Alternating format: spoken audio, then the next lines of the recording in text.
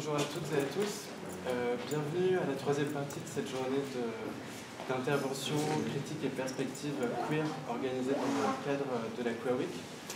On a beaucoup parlé d'images et de représentation lors des conférences précédentes.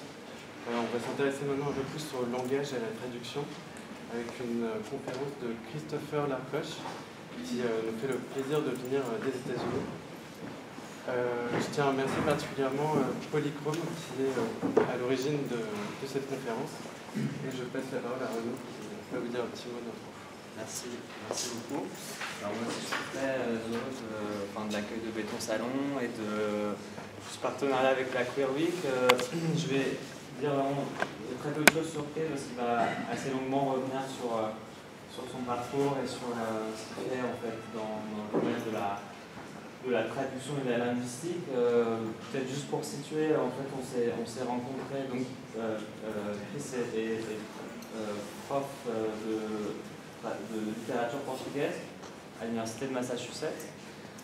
On s'est rencontrés cet été à Amsterdam où l'un et l'autre ont mené des recherches en fait dans le cadre d'un événement qui était organisé qui s'appelle l'Europride, et donc dans ce cadre-là, l'université d'Amsterdam organisait une grande conférence, et donc tous les deux on était amenés à travailler sur différents fonds d'archives, moi autour de ma propre recherche et Chris autour d'un traducteur qui va vous présenter tout à l'heure. Et ces recherches nous ont, et cette rencontre surtout nous a mené à beaucoup échanger dans un lieu qui va aussi vous présenter, qui était sur l'affiche en fait, de l'événement Facebook, je ne sais pas si vous l'avez vu, qui s'appelle le Spiker, et qui est donc un bar qui a été créé, il me semble, dans les années 70-80, je ne sais pas exactement. Exactement. Qui est un des grands lieux en fait à Amsterdam de la communauté gay et de la communauté lesbienne. Voilà, je te laisse la parole. Oui. So, hello everyone. Thank you for inviting me here today for Queer Week. Et encore une fois en français. Bonjour à toutes et à tous. Et merci de m'inviter à entrer ici par le Queer Week. Même au moment de vous dire bonjour, je me rends compte, ce qui est désormais trop évident pour vous comme francophone, pour pouvoir parler avec vous, même dans un événement qui se déroule sous le nom visiblement anglo de Queer Week, il me faudra encore que je me traduise en français pour écrire le texte devant moi en français qui ne soit jamais le français de personne parmi vous qui m'écoutent. On sent d'abord que dans un discours sur le genre, le sexe et la traduction, c'est précisément le genre qui se présente comme le plus évident dans ce défi de me traduire en français qui n'est pas le mien, pour saluer toutes les personnes dans la salle, comme je préfère, c'est-à-dire reconnaître les différences de genre. Il faut spécifier que le mot everyone, ou encore everybody, implique une modification dans le texte qui n'est pas nécessairement anglais. Bref, j'aurais voulu vous saluer autrement. Par exemple, quand un de vos candidats à la présidence de cette République annonce que celles et ceux qui visent voter pour lui sont insoumises, .e.s et fiers.e.s de lettres. On voit comment cet effort vers l'inclusion des femmes ne va pas assez loin. Les gens qui font le pub pour sa campagne comprennent que dire tous ne signifie pas vraiment tous, à tous, surtout à toutes. Mais même cet effort symbolique de faire face aux différences de genre est enfin insuffisant sur un champ de genre où beaucoup de personnes ne s'identifient plus avec aucun de ces deux termes. Les personnes non binaires ne sont pas, nous ne sommes pas, ni tous ni toutes. On ne voit pas la représentation de nos corps dans cette construction grammaticale de genre rendue visible dans l'écriture. On pourra encore ajouter des signes pour faire un geste en plus vers les autres, toujours parmi nous, qui s'identifient comme non-binaires. En italien, par exemple, on utilise l'astérisque pour remplacer les voyelles qui servent ou ne servent plus pour identifier le genre des personnes en question. Mais on risque quelque chose, même avec l'astérisque, car la vraie inclusion consisterait à utiliser des termes pour décrire plus exactement ce que nous éprouvons en présent et créer un champ linguistique adéquat pour le représenter dans toute sa complexité. Un champ qui est par extension aussi politique et social. Et en fin de compte, personne ne peut se sentir comme un astérisque imprononçable dans le texte.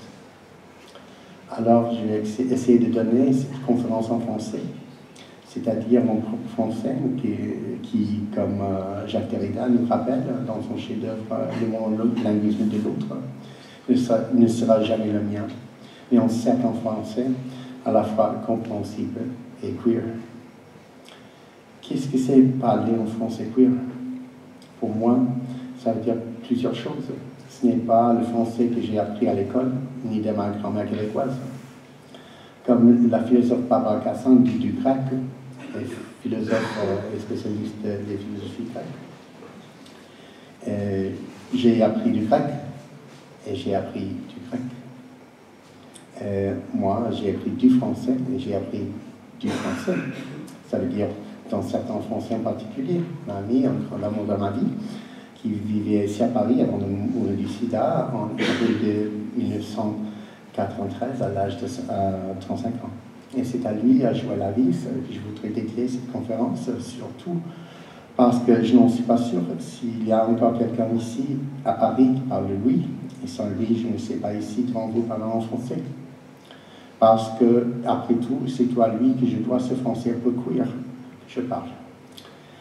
Comme il aurait dit, c'est dingue. Mais tout cela ne représente rien de nouveau pour moi. Il faut admettre que même aujourd'hui, je vois très peu, presque rien de moi dans les disciplines académiques que j'ai choisies, ni de mon identité de genre telle que je le conçois dans la traductologie, ni l'expression de la relation avec les langues, le multilinguisme et les traductions, dans la plupart de la théorie queer que je lis et que j'ai assimilé pendant un peu plus de 25 ans d'écriture, cette écriture intercalée avec les activismes, l'amour, le sexe-amour en temps réel. Si on peut vraiment parler encore d'un accès au réel, soit-il à travers le sexe ou bien par une autre voie. J'espère que je ne crée pas de contradiction insurmontable si je dis que le queer en soi ne m'intéresse plus. Et quand même, la queerness du queer, la queerté du queer, une construction un peu comme la fierté, la fierté, qui, comme n'importe quel pride, n'intéresse plus et à la fois continue à me concerner, entraîner quoi. Quelqu'un m'a fait un commentaire sur Facebook qui ressemblait typiquement d'un troll. Je ne sais pas comment on dit ça en français, mais je suppose que c'est troll. Mais pour moi, il me semblait assez drôle, même génial. Il a dit, pour répondre à l'invitation, je ne peux pas aller à cette conférence sur le queer car je suis vegan. Et après, il a mis un smiley, je crois. Et j'ai pensé, est-ce que je suis vraiment obligé à vous offrir une scène hardcore, en instant XXX, avec beaucoup d'images graphiques de corps fourrés en cuir, ou moins en fourré, des corps nus en extase ou attachés avec un seul article en cuir. Est-ce qu'il peut avoir une pureté sans un seul article de vrai cuir? Si mon cuir est faux, personne ne saurait la différence. Mais peut-être faudrait-il établir d'abord que je ne suis pas ici pour juger la qualité du cuir des autres. Et si je ne parle que de cuir, ce que je vous transmets oralement, l'idée d'une scène leader, est-ce que nous sommes déjà entrés point E, point S, astérisque, espace en blanc, dans la scène ensemble, on ne peut les nier. Le voyeurisme partagé est aussi un acte sexuel. Et je suis loin de vouloir forcer une relation sexuelle qui ne va pas tout à fait à l'encontre des autres. Un acte d'une éthique léninacienne qui cède la priorité à l'autre, qui aspire à être avec un minimum de violence réelle ou symbolique, maybe even cruelty free, non, sans cruauté, à peu près. Le queer que je vais élaborer pour cette rencontre parmi nous aujourd'hui sera verbal, un peu comme le phone sex, ou encore mieux dragué par Minitel, une expérience de sexe virtuel qui était high-tech, mais qui est devenue low-tech, et sinon complètement obsolète. Le queer, comme modèle de sexe transgressif, est désormais dépassé par beaucoup de personnes, même ouvertement ironisé parfois. S'il n'est pas exactement le Minitel, ils seront visibles de façon différente selon le langage qu'on utilise pour le mettre en scène. Le queer n'est pas seulement un ensemble de matériaux, selon les normes des gens qui sont là, composent certaines règles. On peut porter des jeans, ou même rien, et encore faire partie d'une seule valeur. Mais pour les carnivores parmi nous, oui, j'ai voulu porter un objet queer pour vous montrer, mais je l'ai perdu. Pas grave, je peux le décrire. Vous savez, qu'est-ce qu'une queerchette? Une queerchette. En anglais, on dit spork. C'est la queer fourchette. Ou bien cet outil qui n'est pas ni cuillère ni fourchette, ou bien toutes les deux à la fois. Peut-être c'est simplement une fourchette queer, ou une cuillère trans. La sexualité queer pourrait être considérée un peu comme cet objet, une idée du corps, objet un peu sui generis, qui dépend d'un éventail de termes dans plusieurs langues pour donner une idée de sa complexité et de ses éventuels usages et représentations symboliques.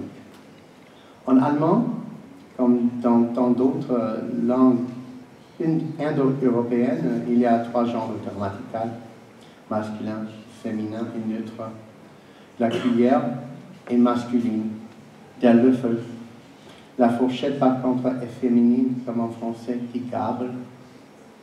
Le couteau est neutre, das Messer. Et la queerchette, vous me demanderez, masculin, der Göffel.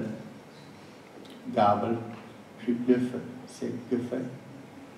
Et c'est comme ça parce que, comme en français, c'est la terminaison du mot qui détermine le genre. Celle-là provient du mot masculin pour cuillère, Löffel. Mais si l'on pouvait inventer un autre mot au lieu de Göffel, un mot comme disons Löbel, Gabel à la fin, alors l'objet serait considéré féminin. Les gens qui parlent allemand parmi nous, ou les personnes qui ont simplement fait encore inventaire de la langue, comme Bach, mais oui, nous sommes encore dans une union européenne multilingue avec les Allemands, savent qu'il y a des personnes qui ont toujours été considérées neutres selon le système grammatical allemand. Das Kind, l'enfant, das Weib, la femelle, ou n'importe quelle personne objet dans sa forme diminutive. Quelques exemples. La femme, die Frau, avant de se marier, était adressée comme das Fräulein, au moins avant l'arrivée des changements de lexique à la suite des mouvements féministes. Mais on peut encore neutraliser les personnes et les objets verbalement avec un diminutif, soit affectif ou bien péjoratif. Der Mann, l'homme, das Männchen. Die Ente, le canard, das Entelein, und so weiter, etc., etc.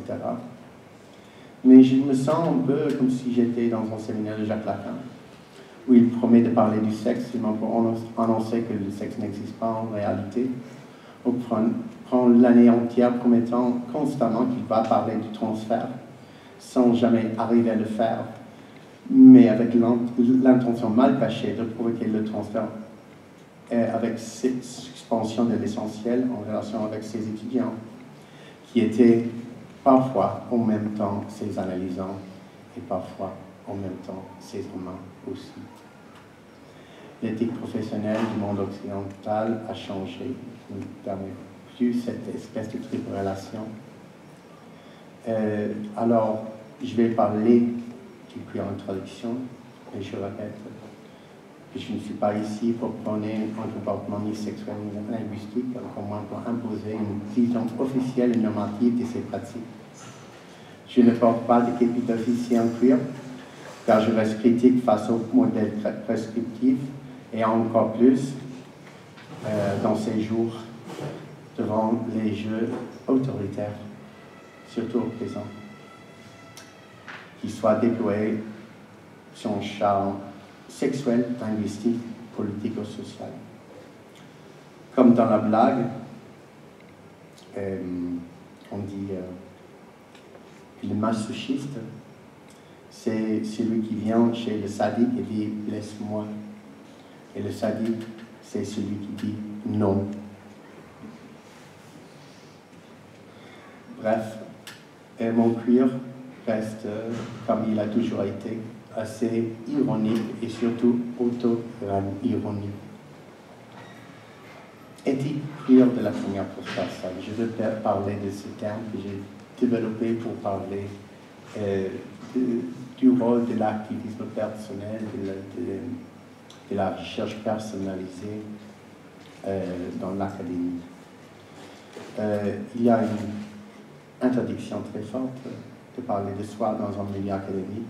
Je rejette cette idée de distance comme étendard de rigueur académique. Je veux le contraster avec une conscience de la présence dans soi, dans n'importe quelle interprétation, dans n'importe quelle langue, n'importe quelle intervention intellectuelle qui nous amène à la traduction. Est-ce qu'on peut continuer à prendre Michel Foucault par sa parole quand il dit dans l'archéologie du savoir, ne me demandez pas qui je suis et ne me dites pas de rester le même.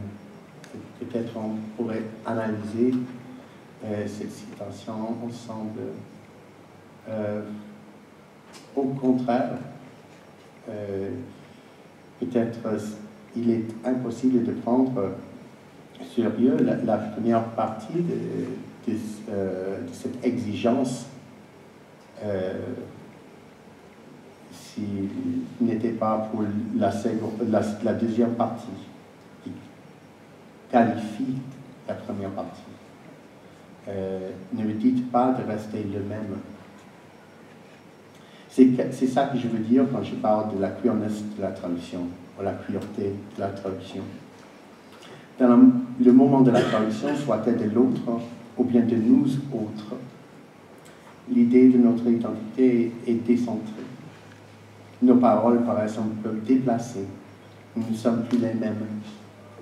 Et avec ce déplacement, qu'est-ce qui se passe avec notre chère rigueur méthodologique qui trop parmi nous présumons comme la base de notre intégrité académique?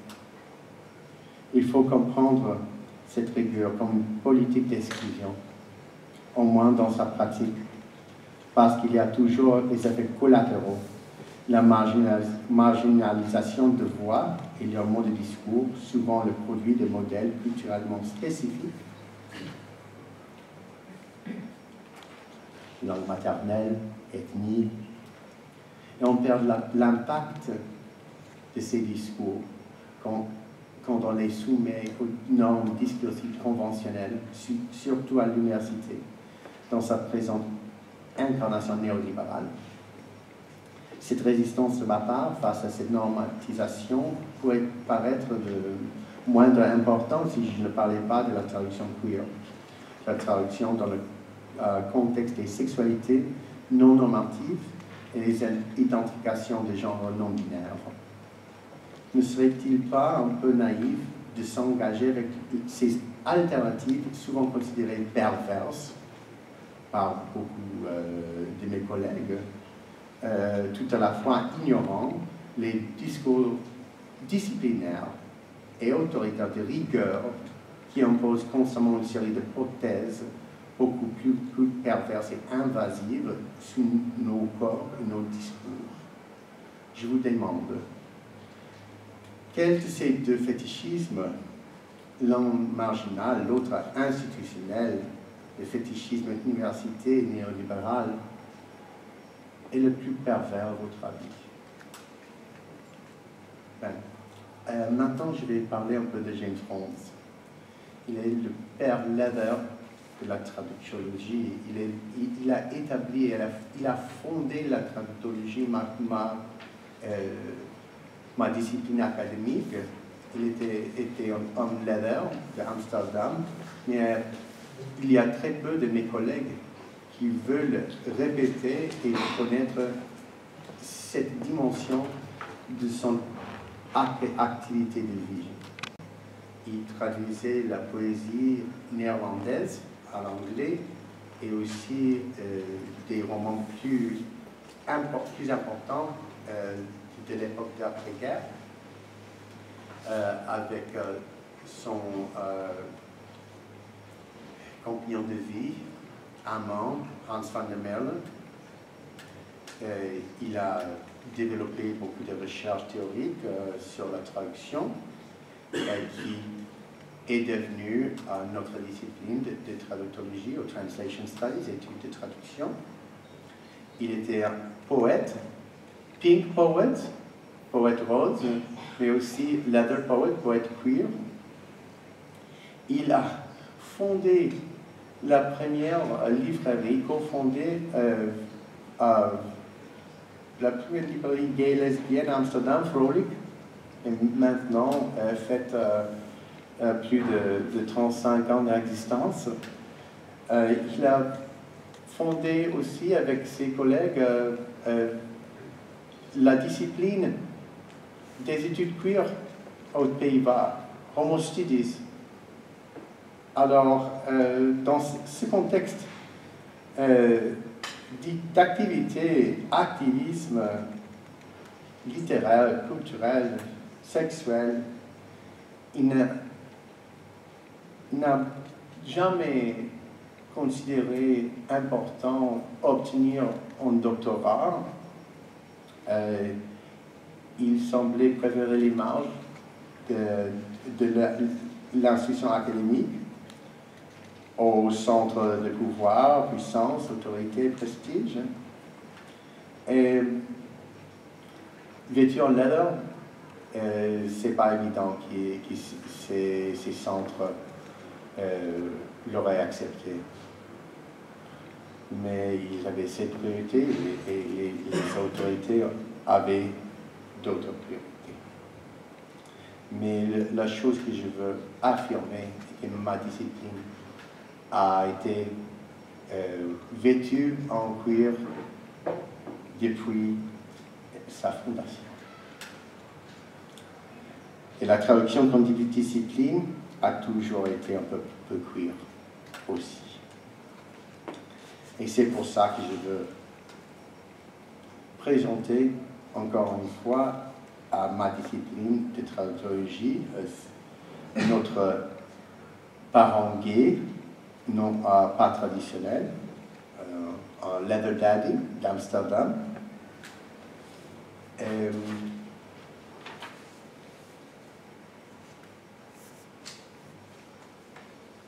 Et le reconnaître comme un précurseur historique. Ce qu'il a fait en activisme critique institutionnel, les efforts pour solidifier la communauté culturelle des queers, des LGBT, des gays et lesbiennes à travers la production littéraire artistique et aussi les appels pour un changement politique concret. Et quand je le vois, quand je le considère, je pense à l'idée de Judith, ou maintenant Jack Halberstam, Queer Time. Je ne sais pas si vous connaissez ce concept, c'est que queerness crée une relation différente avec la temporalité. On voit le passé à travers un prisme un peu oblique. Et c'est la même chose avec la traduction. Quand on lit une traduction, on lit la traduction, mais on lit l'original aussi. On est dans deux contextes temporels à la fois. Trois contextes à la fois si on inclut le contexte de la lecture personnelle.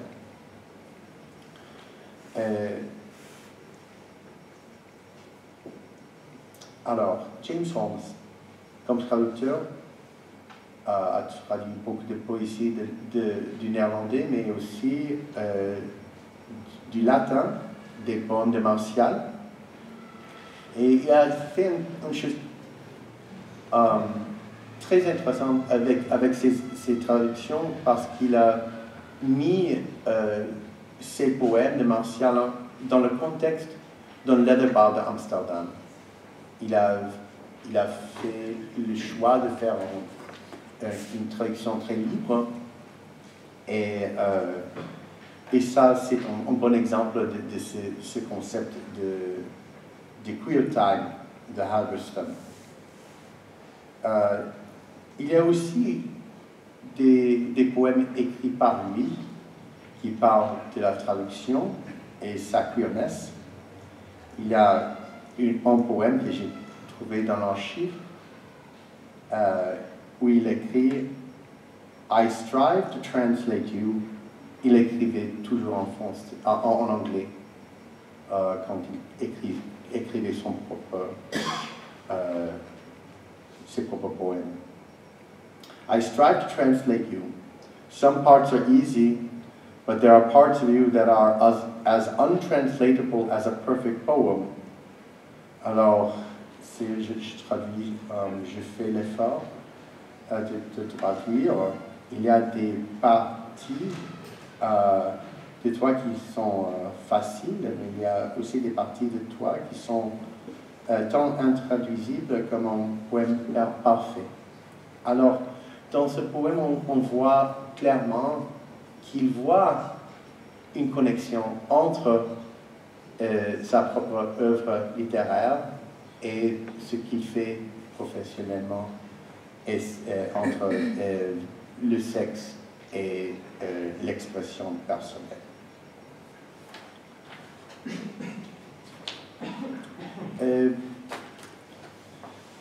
Aujourd'hui, je joue beaucoup avec cette consonance qui existe en français entre queer et queer. Et un point de départ a été un discours de la traductologue canadienne Louise Fonflotto. Elle est féministe, elle est d'une école de féminisme qu'on pourrait appeler aujourd'hui deuxième vague. Elle a commencé pendant les années 90, même après l'arrivée des études queer, même après des énonciations de Judith Butler, des énoncés sur la performativité. Et elle a un discours qui s'appelle « Gender in Translation, the issues go on ». Ça veut dire le genre de traduction, les questions continuent. Elle parlait à l'Université Concordia à Montréal avec des étudiants, et elle a dit « So is there a French translation for queer? Someone suggested queer as in leather. I thought of queer as in cooking, mimetic homophonous translations that resonate with certain stereotypes of queerness. »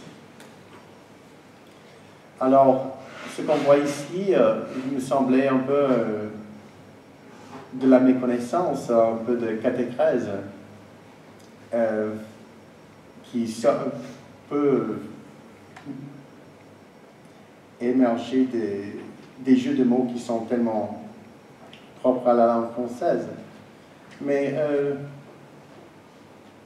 ce qui me gêne, à vrai dire, c'est je vois que comme je suis l'astérisque dans ce discours-ci, d'être une pensée qui vient après. The issues go on, comme si je n'étais pas là au commencement. Et comme si j'étais arrivé en retard. Et ça, c'est faux. Parce que les queers n'ont jamais été absents de cette scène. Nous avons été toujours présents. Même dans le féminisme. Alors, quand je joue avec les mots, quand je joue avec queer et queer, je pense aussi à Holmes, je pense à Leather, je pense à Leder en allemand, et je pense à l'air en hollandais. Et si je dis l'air, je pense vide.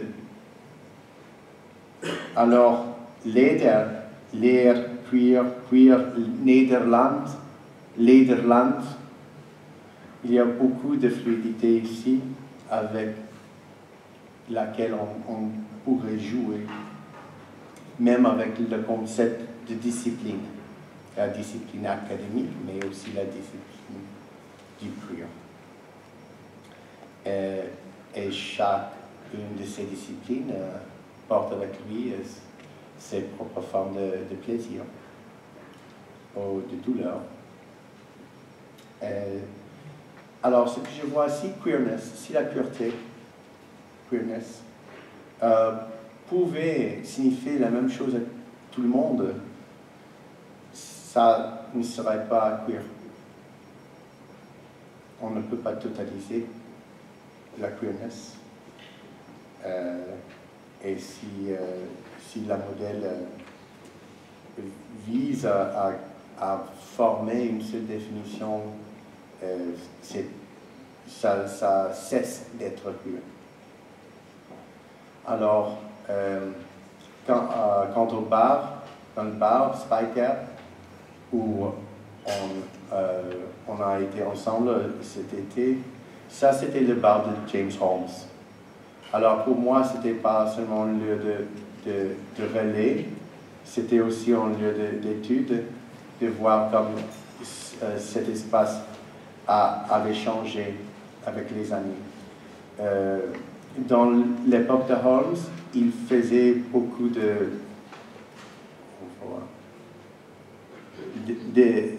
d'événements dans les magasins de leather.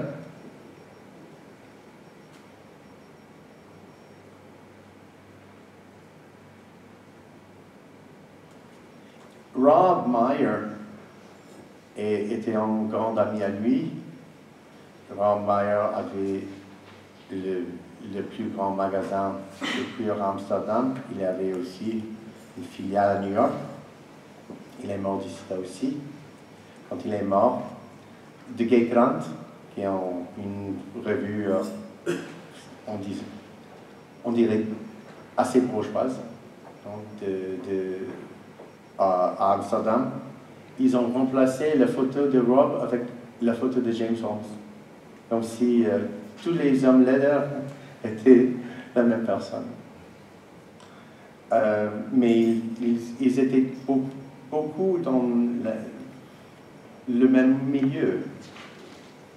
Ils ont développé pas seulement un magasin de leather, mais aussi un espace pour les événements de poésie, les exhibitions d'art, on voit ça aussi.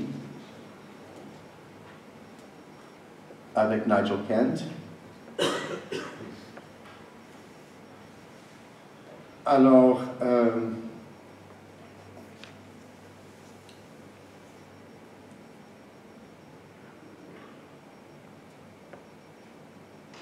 quand je pense à Spiker aujourd'hui, je pense à un espace post-queer, post-leather.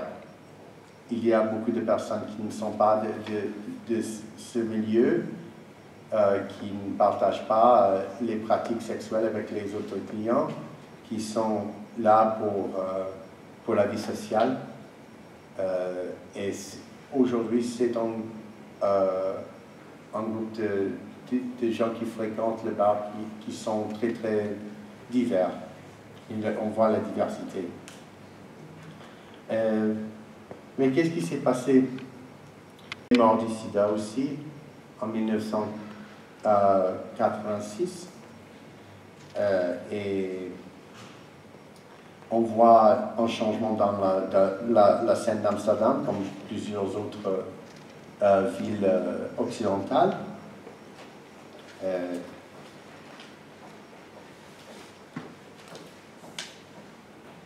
Quand je pense à cette mort, je pense à une étudiante de Holmes qui s'appelle Marita Kirsten-Loritz.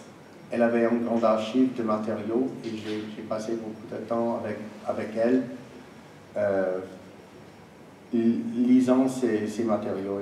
Elle a partagé beaucoup de choses avec moi. Pas seulement les matériaux, mais aussi les anecdotes. Elle était avec lui quand il est mort. Et j'ai pensé beaucoup à cette scène qu'elle m'avait décrit. L'amant n'était pas là, il était sourd, il avait bu trop la nuit antérieure. Et elle était là avec un autre ami et il est mort avec elle. Alors, elle n'était pas gay, elle n'était pas lesbienne, elle n'était pas de ce milieu, mais elle s'est intéressée pour le monde d'idées de James Holmes. Et cet ensemble complexe entre le sexe, l'amour, la traduction, la littérature. Et elle a continué avec ses propres études. Alors, si la traduction est une métaphore pour l'amour ou pour le sexe, je crois que c'est aussi une métaphore pour le soin des autres. Et ce soin, parfois, ne vient pas des gens comme nous, entre guillemets. Elle m'a parlé aussi d'une sculpture dans une place qui s'appelle Spau, à Amsterdam, qui est de... comment s'appelle-t-il? Oh, Lawrence Weiner. Et Lawrence Weiner a fait c'est comme des plaques dans le sol qui est et avec les inscriptions en plusieurs langues. En néerlandais, c'est een vertaling van de ene taal in de andere. En anglais, une traduction from one language to another, a translation from one language to another. Elle m'avait dit que ce monument, la traduction, a été dédié en 1996 et c'était un peu après la clôture du programme de traductologie à l'université d'Amsterdam. Alors ironiquement, c'est comme le cimetière de la traduction à Amsterdam. Mais aussi pour Holmes, je pense parfois que meurt du sida avec le patient. Et que survie du patient malgré le sida. Je pense parfois que le traducteur Luigi à Amsterdam est mort du sida aussi. La discipline académique formelle. Je ne veux pas donner l'idée que ici on voit l'hystérie, mais aussi on voit dans l'archive comme il y a des points d'espoir, comme ce monument, le Homo Monument, qui est comme le point central de l'Europride. Et cette année, ce monument était couvert de fleurs pour les victimes d'Orlando.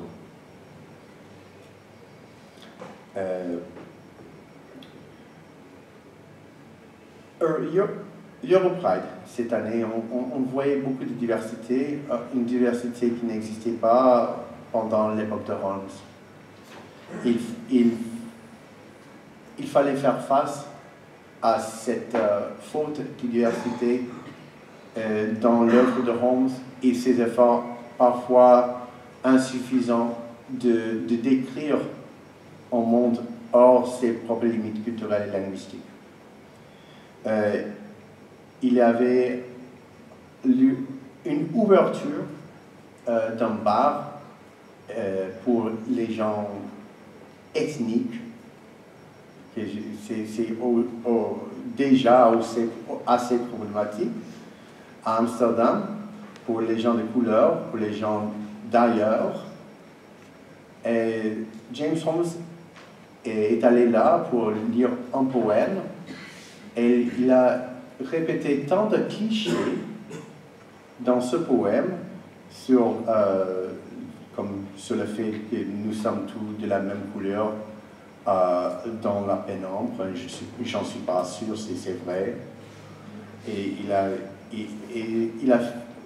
il est entré dans un fétichisme, une objectification qui n'a pas une vraie excuse. Alors je ne suis pas ici pour idéaliser James Holmes non plus. Il faut apprendre de ses fautes, de ses points aveugles et voir quelle sorte de communauté est-ce que nous voulons créer aujourd'hui qui diffère de cette scène leather, cet demi-monde séparé. Aujourd'hui, on voit, ici, on voit James Holmes, on parle de la poésie. Ici, on voit le présent pour les séropositifs. C'est pas toujours comme ça, mais les gens qui survivent, nous sommes l'utopie future de beaucoup de personnes qui sont mortes. Ici, on voit deux cartes postales qu'ils ont fait pour l'Europride cette année. Ici, on voit une manifestation des lesbiennes en 1977. Et ici, c'est aujourd'hui, on voit comme on fait l'effort de représenter la diversité ethnique de la communauté aujourd'hui. Mais en même temps, ici on voit un poster pour l'Europride. C'est écrit tout en anglais. Join. Be yourself, embrace yourself, truly love yourself. Alors, il faut que vous sachiez l'anglais pour join, non? Pour faire partie de cette communauté. Pour faire partie de l'Europe. Est-ce qu'il faut parler anglais? Pour être un euro-gay? Pour être un euro-lesbienne? Un euro-queer? Je n'en suis pas sûr. je crois que la communauté LGBTQ+, a beaucoup de travail à faire, à diversifier linguistiquement, à ouvrir des espaces pour les gens qui parlent d'autres langues, au-delà de l'Europe aussi. Pensez à l'arabe, pensez au turc. Je crois qu'il y a un problème dans cette conférence aussi, pas avec l'organisation, mais les gens, les détracteurs d'ailleurs qui disent « Oh, et si on parle de l'islamophobie, on est homophobe ». Je ne suis pas tout à fait d'accord. Je crois qu'il faut lier ces discours d'oppression et trouver un dialogue. Même si c'est difficile, même si ça paraît impossible. Mais on voit comme même le néerlandais aux Pays-Bas est sujeté à une espèce de rature. Et je ne sais pas si je peux être fier de ça. Alors, quelques conclusions. Je ne sais pas combien de temps me reste. Quelle heure est-il? 5h10. Ok, je vais terminer maintenant. Je voulais seulement dire qu'il y a un exemple qu'on peut tirer de la vie de Holmes. On peut voir que parfois la tradition porte le queer, qu'il y a beaucoup de métaphores de traduction qui passent par l'amour et le sexe.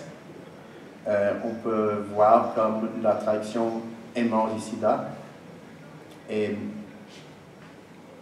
a survécu le sida aussi. Et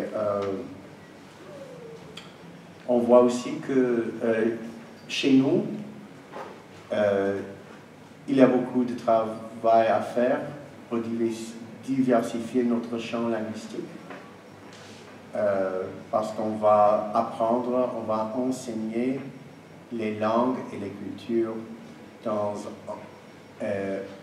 un environnement global qu'on n'aurait jamais imaginé. Le 21e siècle va être quelque chose au-delà de l'Europe, au-delà de l'Amérique, au-delà de l'Occident. Il faut l'accepter et l'afficher. Il faut prôner une politique de l'altérité qui continue à nous défier, à nous mettre en risque pour les autres, en même temps que nous nous imaginons dans cette toujours possible et impossible, mais nécessaire lieu des autres. Parce qu'à la fin, ça aussi est la traduction. Merci.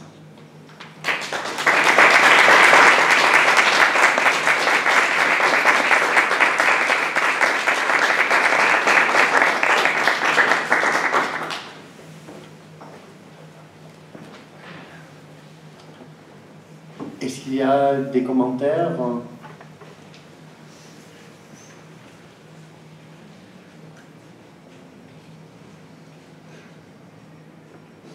Est-ce qu'il y a des questions? Oui. Du coup, est-ce que vous recommandez, quand on traduit de l'anglais au français, d'utiliser l'écriture inclusive? Je ne peux pas. Est-ce qu'il y a un microphone pour elle?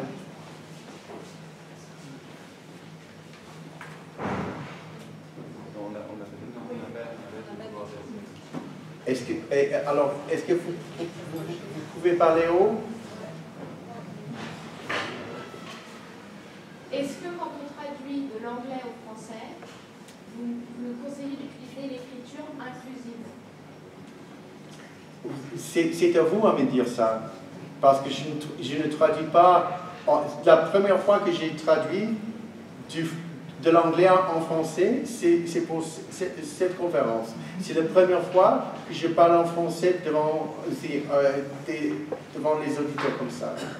Je l'ai fait pour vous, mais je suis professeur portugais.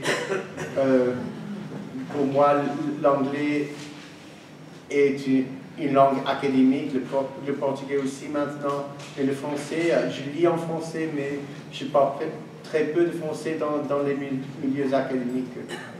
Mais c'est à vous à diversifier le champ linguistique du genre, de trouver des solutions pour ces silences. Je ne sais pas si ça se fait avec les points, avec les lettres, ou avec le langage un peu plus précis. Mais vous avez vu ce que j'ai voulu faire aujourd'hui.